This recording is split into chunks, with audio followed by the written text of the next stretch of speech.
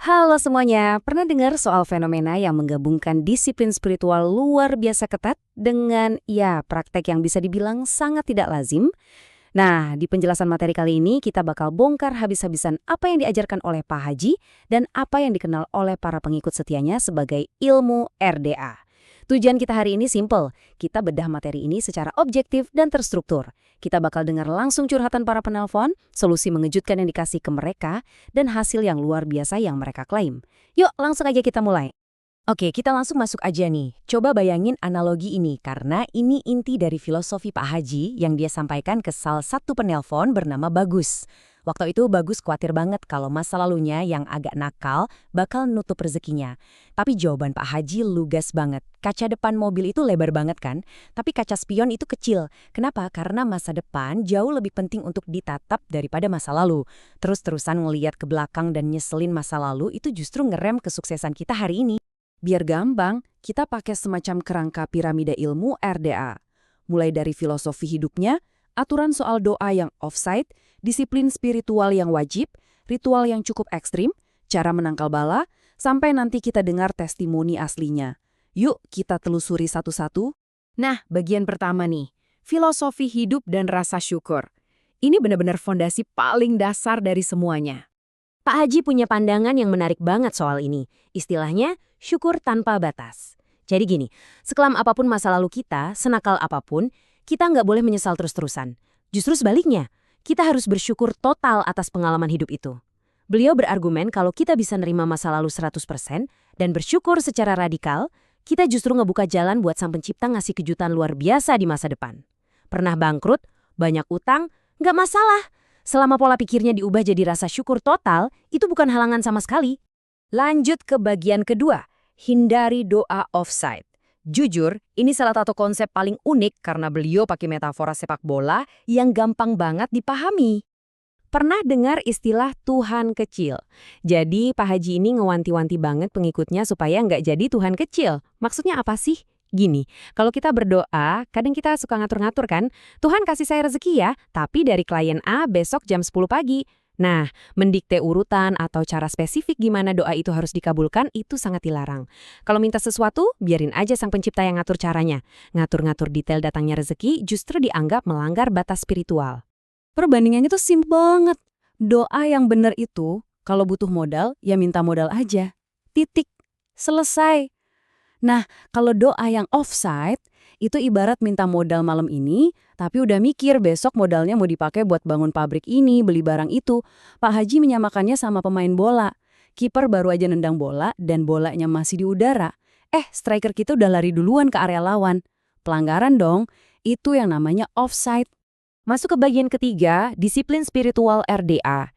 Di balik semua filosofi yang terdengar santai tadi, ternyata ada tuntutan fisik dan spiritual yang benar-benar ketat dan menguras energi.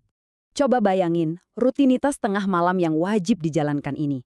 Langkah pertama, jam 12.30 harus bangun. Langkah kedua, wajib senyum, nggak peduli lagi capek atau stres. Langkah ketiga, langsung mandi dan sholat tahajud. Nah, langkah keempat ini yang paling ekstrim, baca 12 juz Al-Quran setiap malam. Bayangin aja. Dan yang bikin kaget, aturan ini berlaku buat siapa aja tanpa terkecuali.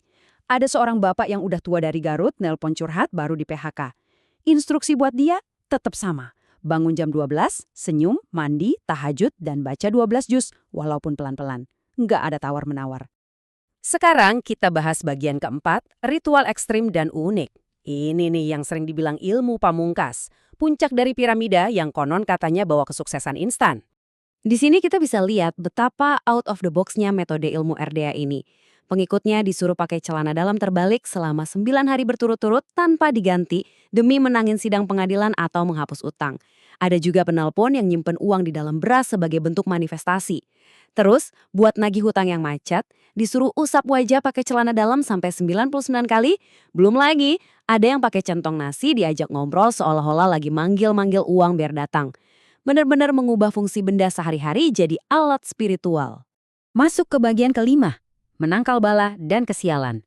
Selain buat narik rezeki, sistem ini juga punya pertahanan mistis pakai alat kebersihan rumah tangga. Ada solusi yang unik banget dari Pak Haji soal keamanan. Contohnya, Penelepon bernama Yohana ini sering dikirimin hal-hal gaib ke rukonya. Tahu nggak solusinya apa? Disuruh ngepel ruko itu pakai air rendaman celana dalam bekas pakai selama beberapa hari sesuai umur si pemilik. Katanya sih hasil akhirnya orang yang ngirim santet bakal bersin-bersin nggak karuan. Terus kalau buat urusan maling, solusinya cukup taruh sapu ijuk kebalik di balik pintu. Ini diklaim bisa bikin malingnya terjebak di dalam rumah dan nggak bisa keluar. Ajaib kan? Tapi tunggu dulu, ternyata nggak semuanya bersifat mistis. Ada juga saran yang sangat fisik dan psikologis. Misalnya, buat penelpon yang udah 15 tahun belum punya anak, Pak Haji menganjurkan perubahan posisi tidur tertentu secara spesifik, yaitu posisi tengkurap. Terus soal kelancaran bisnis, nah ini menarik nih. Beliau kasih saran psikologis buat rumah tangga, istrinya disarankan lebih banyak diam alias nggak lebih cerewet dari suaminya. Kenapa? Supaya kestabilan mental dan bisnis dalam keluarga itu tetap terjaga. Terakhir, bagian keenam, testimoni dan hasil praktis. Teori doang kan nggak lengkap ya. Yuk kita lihat langsung gimana hasil nyata yang diklaim sama orang-orang ini. Kisah Ibu Yohana yang kita sebut sebelumnya ini benar-benar epik. Sebagai penganut Nasrani, dia mempraktikkan doa tengah malam versi agamanya sendiri.